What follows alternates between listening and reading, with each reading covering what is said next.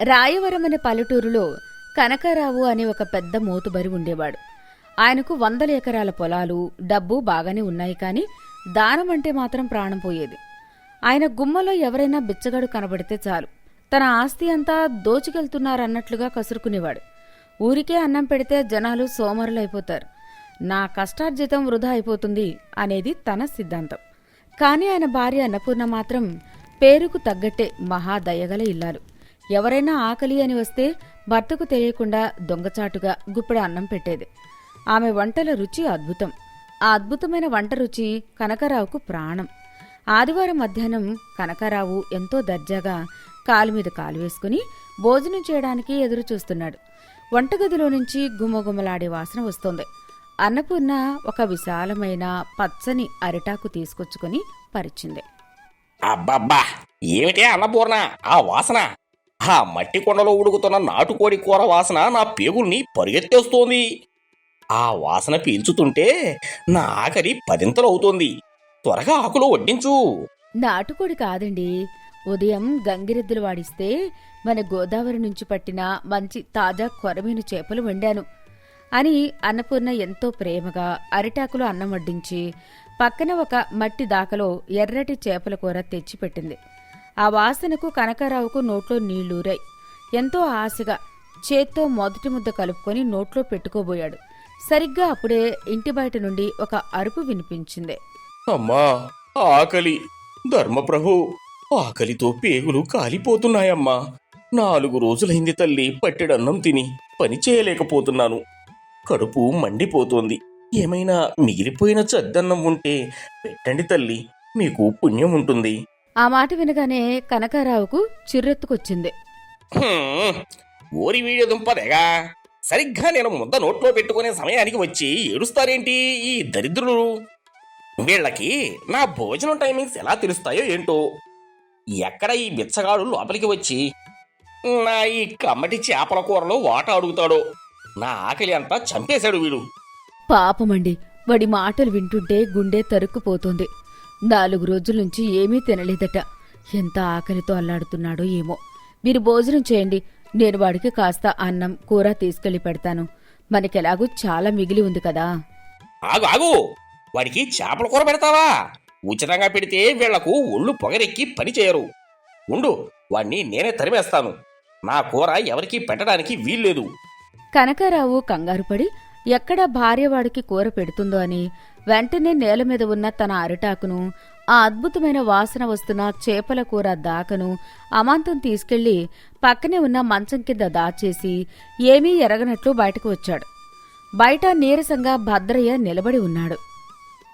అయ్యా దొరగారు, మీ ఇంట్లో నుండి అద్భుతమైన చేపల కూర వాసన వస్తుందయ్యా. ఆ వాసన పీలుస్తుంటే నా ఆకలి 10 అవుతుందయ్యా. దయచేసి ఒక్క ముద్ద, అదేదో ఆకులో అడుగున అంటుకున్నదైనా నాకు పెట్టండి దొరా. నా ప్రాణాలు నిలబెట్టండి. ఏమిటి చేపల కూర మా ఇంట్లోనా? నీకేమైనా ఎండ దెబ్బకు మతి భ్రమించిందా ఏంటి? మా ఇంట్లో ఈరోజు ఏ కూర వండలేదు. ఒట్టి పప్పు నీళ్లు ఉడకబెట్టాం. ఆ వాసన పక్కింటి వాళ్ళదే ఉంటుంది. వాళ్ళని వెళ్ళి అడుగుపో. అయినా ఉచితంగా తినడానికి అలవాటు పడిపోయారు. అలా అనకండి దొరా, నా ముక్కుకి తేడా తెలియదా? ఇంత అద్భుతమైన మసాలా వాసన వస్తున్నది మీ ఇంట్లో నుంచే బాబు. కాస్త దయ చూపండి. నా ఇంట్లో కూర ఉందో లేదో నీకు తెలుసా? నాకు తెలుసా? నిన్న వండిన పుల్లటి గంజి నీళ్లు ఉన్నాయి. కావాలంటే తాగుతావా? లేదంటే దారి చూసుకో. ఇంకొక మాట మాట్లాడితే నా మనుషుల్ని పిలిచి గెంటే ఇస్తాను. కనకారావు ఇలా భద్రయ్యతో వాదిస్తున్న సమయంలో ఇంట్లో ఉన్న పెంపుడి పిల్లి వాసన పసిగట్టి నెమ్మదిగా మంచం కిందకు దూరింది. కనకారావు దాచిన ఆ చేపల కూర కుండలో మూతిపెట్టి ఎంతో ఇష్టంగా ఒక్కో చేప ముక్కను లాగించడం మొదలుపెట్టింది. మంచం కింద నుంచి పిల్లి మ్యావ్ మ్యావ్ క్రూచ్ క్రూచ్ అనే శబ్దాలు చేస్తూ చేపలు తింటోంది. కుండ అటు ఇటు కదులుతున్న శబ్దం గుమ్మం దగ్గర ఉన్న కనకారావుకు స్పష్టంగా వినిపిస్తోంది. వాడి గుండె ఆగిపోయినంత పనైంది. కనకారావు మనసులో, ఊరి దేవుడా, నా పిల్లికి ఇప్పుడు ఆకలి వేసిందా? నేను దాచిన చేప ముక్కలు లాగేస్తోంది. నేను ఇప్పుడు లోపలికి వెళ్ళి పిల్లిని తరిమితే ఆ కూర కుండ శబ్దం వీడికి వినిపించి నా పరువు పోతుంది. అలాగని వెళ్ళకపోతే ఆ పిల్లిగాడు నా కూర మొత్తం ఖాళీ చేసేస్తాడే. ఏంటయ్యా దొరా, లోపలేదో పిల్లి అరుస్తోంది, ఏవో గిన్నెల శబ్దం కూడా వినిపిస్తోంది. అది పిల్లి కాదురా, మా ఆవిడకు జలుబు చేసి దగ్గుతోంది. పప్పు గిన్నెలు కడుగుతుంటే వస్తున్న శబ్దం అది. నువ్వు వెళ్ళు ముందు ఇక్కడి నుంచి, నీకు పెట్టడానికి ఏమీ లేదు. కనకారావు వాడిని గట్టిగా కసురుకొని పంపించేశాడు. వాడు వెళ్ళగానే పరుగున వెళ్లి మంచం కిందకు చూశాడు.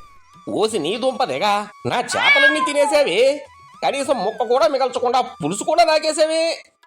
పిల్లి కడుపు నిండా తిని కనకారావు వైపు చూసి మ్యావు మ్యావని హాయిగా బయటకు వెళ్ళిపోయింది. పేదవాడికి పెట్టకూడదన్న పంతం వల్ల ఉన్న కమ్మటి కూర కూడా పోయిందని కనకారావు ఆ రోజు మధ్యాహ్నం ఆకలితో పస్తుండాల్సి వచ్చింది. కొన్ని రోజుల తర్వాత కనకారావు పొలం పనుల మీద పక్క ఊరికి ఎడ్లబండి మీద బయలుదేరాడు. పని ముగించుకుని తిరిగి వచ్చేసరికి రాత్రయింది. దారిలో అకస్మాత్తుగా వాతావరణం మారిపోయింది. ఆకాశం నల్లబడి భయంకరమైన ఉరుములు మెరుపులతో భారీ గాలివాన మొదలైంది. ఎడతెరిపి లేని కుంభవృష్టికి అడవిదారి అంతా బురదగా మారింది. వాన ఉధృతి పెరగడంతో కనకారావు ఎడ్లబండి చక్రం ఒక పెద్ద బురద గుంటలో దిగబడి ఇరుక్కుపోయింది. వాన ఉధృతి మరింత పెరగడంతో కనకారావు భయపడిపోయాడు. బండిని ఎద్దులను అక్కడే వదిలేసి దగ్గరలోనే ఉన్న ఒక పాడుబడిన గుడి మండపంలోకి వెళ్లి తలదాచుకున్నాడు. ఎవరూ లేని ఆ గుడిలో రాత్రంతా ఒంటరిగా భయంతో వణుకుతూ చలికి ముడుచుకుని గడిపాడు. మరుసటి రోజు ఉదయం అయింది. వర్షం పూర్తిగా తగ్గింది. ఎండ వచ్చింది. కాని కనకారావుకు విపరీతమైన ఆకలి దహించి వేస్తోంది. రాత్రంతా చలిలో వణకడం, అతని కడుపులో పేగులు అరుస్తున్నాయి, కళ్ళు తిరుగుతున్నాయి, చేతులు వణుకుతున్నాయి. కనీసం లేచి నిలబడే శక్తి కూడా లేదు. కనకారావు ఎవరైనా దారిన పోయేవాళ్లు తనకు సహాయం కోసం వస్తారేమో, కనీసం గుక్కెడు నీళ్లు ఇస్తారేమో అని ఆశగా చూశాడు. ఆకలి బాధ తట్టుకోలేక నీరసంతో కళ్ళు తిరిగి అక్కడే నేలమీద కుప్పకూలిపోయాడు. సరిగ్గా అప్పుడే ఆ అడవి దారిగుండా కట్టెలు కొట్టుకునే ఒక పేదవాడు వెళుతూ ఆ గుడి దగ్గర కింద పడి ఉన్న కనకారావును చూశాడు. అచేతనంగా పడి ఉన్న అతడిని చూడగానే పరుగున అతని దగ్గరికి వెళ్లాడు. అయ్యా దొరగారు, ఏమైందయ్యా మీకు? కళ్ళు తెరవండి బాబు. భద్రయ్య తన చేతిలో ఉన్న మంచినీళ్లను కనకారావు ముఖం మీద చల్లాడు. కొద్దిగా నీళ్లు నోట్లో పోశాడు. స్పృహలోకి వచ్చిన కనకారావు మెల్లిగా కళ్ళు తెరిచి చూశాడు. ఆకలి ఆకలి నాయనా, నా ప్రాణాలు పోతున్నాయి. ఏమైనా తినడానికి ఉంటే పెట్టరా బాబు, నీకు పుణ్యం ఉంటుంది. నా ప్రాణం కాపాడు. భద్రయ్య ఏమాత్రం ఆలోచించకుండా తన భుజానికున్న మూటను విప్పాడు. అందులో ఒక చిన్న విస్తరాకులో కట్టి ఉన్న కొద్దిగా పెరుగన్నం, కాస్త ఆవకాయ పచ్చడి ఉన్నాయి. అది వాడి మధ్యాహ్న భోజనం. రోజంతా కష్టపడేవాడికి అది ఎంత అమూల్యమైనదో వాడికి తెలుసు. అయినా దాన్ని నేరుగా తీసుకెళ్లి కనకారావుకు పెట్టాడు. ఇదిగోండి దొరా, నేను కట్టెలు కొట్టడానికి తెచ్చుకున్న సద్య అన్నం. తినండి దొరా, మీ ప్రాణాలు నిలబడతాయి. కనకారావు ఆ ఆకలికి ఆ పచ్చడి అన్నాన్ని సాక్షాత్తు అమృతలా భావించాడు. ఏమాత్రం మొహమాటం లేకుండా ఆత్రంగా ఆకును కూడా నాకుతూ మొత్తం తినేశాడు. ఆ 2 ముద్దలు కడుపులో పడగానే కనకారావుకు ప్రాణం లేచి వచ్చింది. కనకారావు భద్రయ్య వైపు కృతజ్ఞతగా చూశాడు. వాడి ముఖం అప్పుడే స్పష్టంగా చూశాడు. వెంటనే తన జేబులో నుండి ఒక 100 రూపాయల నోటు తీసి ఆ పేదవాడి చేతిలో పెట్టబోయాడు. భద్రయ్య ఆ డబ్బును సున్నితంగా వెనక్కి నెట్టేసి, అయ్యా కనకారావు దొరగారు, నేను మీ డబ్బు కోసం మీకు ఈ అన్నం పెట్టలేదయ్యా. నాకు ఆశ లేదు. నా పేరు నీకెలా తెలుసు నాయనా? నువ్వెవరు? పోయిన వారం నేను పని దొరకక 4 రోజులు ఆకలితో అల్లాడుతూ మీ ఇంటి గుమ్మం ముందుకు వస్తే మీరు నన్ను గంజినీళ్లు ఉన్నాయని వెక్కిరించి తరిమేశారు కదరా. నేను ఏడుస్తూ వీధి చివరకు వెళ్ళగానే మీ భార్య అన్నపూర్ణమ్మ గారే పరుగున వచ్చి నన్ను ఆపి ఒక పెద్ద అరిటాకులో నాకు కడుపు నిండా అన్నం, అద్భుతమైన చేపల కూర పెట్టి నా ప్రాణాలు నిలబెట్టారు దొరా. ఆవిడ పెట్టిన ఆ అన్నం రుణం తీర్చుకోవడానికే ఆకలితో ఉన్న మీకు నా వంతుగా ఈరోజు ఈ ముద్ద పెట్టాను. అన్నదానానికి డబ్బులు తీసుకుంటే ఆవిడ చేసిన పుణ్యం పోతుందయ్యా. దొరగారు, వస్తానయ్యా అని చెప్పి భద్రయ్య తన కట్టెల మోపు ఎత్తుకుని అక్కడ్నుంచి వెళ్ళిపోయాడు. కనకారావుకి నోట మాట రాలేదు. తను ఎవరినైతే స్వార్థంతో అహంకారంతో తరిమేశాడో, తన భార్య దొంగచాటుగా ఎవరికైతే అన్నం పెట్టిందో ఆ దానమే ఈరోజు తన ప్రాణాలను నిలబెట్టిందని అతనికి స్పష్టంగా అర్థమైంది.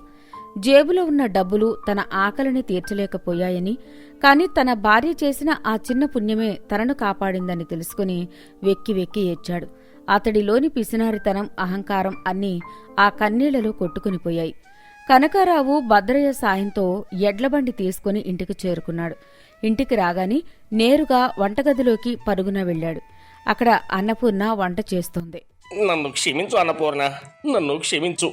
ఎన్నాళ్ళు డబ్బుతో ఏదైనా కొనొచ్చు, ఆస్తి ఉంటే అదే మన ప్రాణాలను కాపాడుతుందని విర్రవీగాను. అన్నదానం చేస్తే నా ఆస్తి కరిగిపోతుందని భయపడ్డాను. కానీ ఆకలి బాధ పడితేనే తెలిసింది డబ్బు ఆకలిని తీర్చలేదని.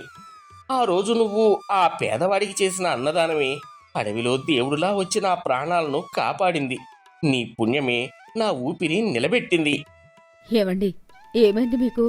మీరు క్షేమంగా వచ్చారు కదా, అదే 10,000. ఏడవకండి. లేదు అన్నపూర్ణ, ఈ ఇల్లు ఇక మీదట పిసినారి కనకారావు ఇల్లుగా ఉండకూడదు. నా ప్రాణం కాపాడిన ఆ పేదవాడికి నేను రుణపడి ఉన్నాను. ఇకపై మన ఇంటికి వచ్చిన ఏ ఒక్కరూ ఆకలితో ఖాళీ కడుపుతో వెళ్ళకూడదు. ఆ మరుసటి రోజు నుంచి కనకారావు పూర్తిగా మారిపోయాడు. స్వయంగా తన ఇంటి ఆవరణలో ఒక పెద్ద పందిరి వేసి రోజూ కనీసం 10 మంది పేదలకు తన భార్య చేతుల మీదుగా అన్నదానం చేయడం మొదలుపెట్టాడు. ఆకలి విలువ తెలుసుకున్న కనకారావు ఆ దారిలో దానకర్ణుడిగా గొప్ప పేరు తెచ్చుకుని సంతోషంగా జీవించాడు. నీతి: డబ్బు కేవలం ఒక సాధనం మాత్రమే. అది మన ఆకలిని నేరుగా తీర్చలేదు. మనం నిస్వార్థంగా ఇతరులకు చేసే అన్నదానమే కష్టకాలంలో తిరిగి మన ప్రాణాలను కాపాడే కవచంలా మారిపోతుంది. 10 మందికి పెట్టే చేతులకు ఎప్పటికీ లోటు రాదు.